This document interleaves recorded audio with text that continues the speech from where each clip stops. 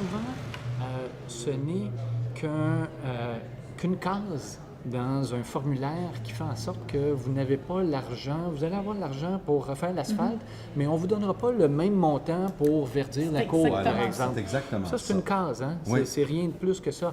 Donc, il vous faut déchirer le formulaire, en quelque sorte, et ça, il vous faut de l'aide au sein de la commission scolaire. Aujourd'hui, je voulais vous partager les différentes étapes que moi, comme direction, j'ai fait. Puis après ça, il y a Mme Desmeules qui va venir. On va procéder à... Je voulais vous attendre avant de le signer pour être sûr que tout le comité est à l'aise avec le contrat. Puis j'ai rencontré aussi M. Audet de la Fondation pour les élèves de la CSRS. M. Audet embarque officiellement dans le projet. Ce qu'il me disait, c'est quand je vais voir des gens, ben, avec des plans, puis un projet concret, puis combien ça coûte, puis tout ça, ben, c'est plus parlant.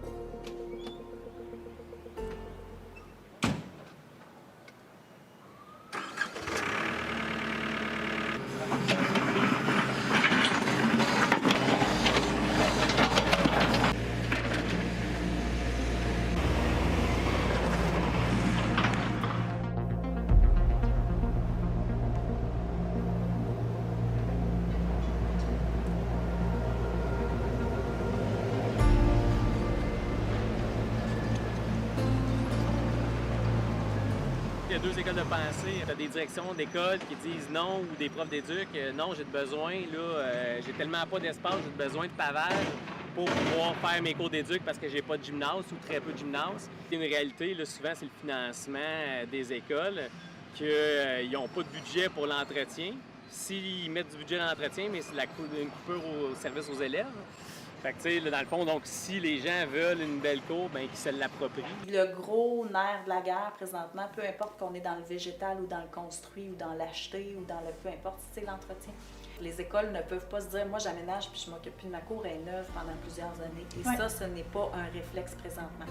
Donc c'est là que ça devient important de se dire, si je suis pas capable d'avoir quelqu'un qui va y aller parce qu'il y a une vis de dévisser ou parce que j'ai un élément qui, oups, il y a une chip de peinture qui a été faite dessus. Puis, fait que ça fait en sorte qu'on a une dégradation accélérée des équipements, là, dans ce cas-ci de l'aire de jeu, mais que c'est la même chose au niveau de l'asphalte, au niveau de la surface de protection.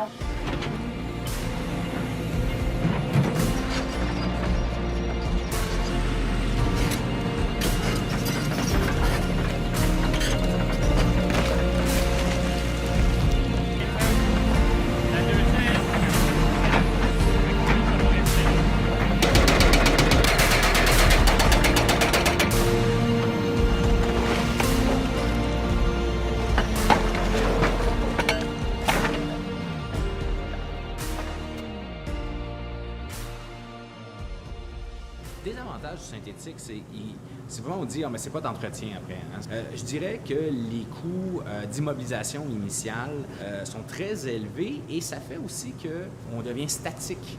C'est-à-dire que cet élément-là dans la cour d'école ne bougera plus. Si tu y vas en naturel, tu as un peu plus d'espace pour de l'essai-erreur.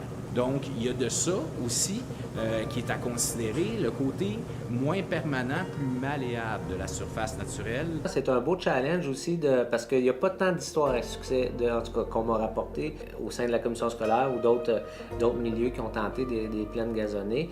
Puis moi, je prends ça comme un défi parce qu'on a toute l'expertise pour y arriver. Mais maintenant, c'est continuer de faire qu'est-ce qu'on a fait dans le parc école, c'est-à-dire prendre le temps d'y penser, s'entourer d'experts, puis le suivre aussi pour être certain que nous, ça va être une réussite. Puis on va y arriver à garder un gazon agréable qui ne se défait pas au bout de 2 ans. C'est à nous, à l'intérieur de l'école, de se donner des mécanismes. Ça peut devenir à la limite le projet de la communauté de l'entretenir.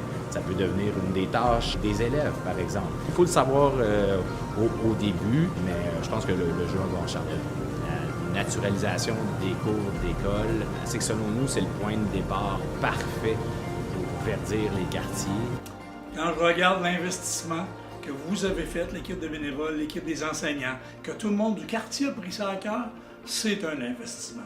C'est pas $1 million qui a été mis, c'est à la valeur de 2 millions de dollars parce que l'investissement humain que toute l'équipe a donné, moi j'ai assisté à des réunions avec vous autres, je vous ai vu travailler, vous avez vu à des heures de fou travailler ici, les fins de semaine, je pense que c'est pas une dépense, c'est définitivement un investissement. J'ai vu que c'était plus qu'un projet de quartier, ça devenait un projet de société. C'est pour ça qu'on a décidé d'embarquer.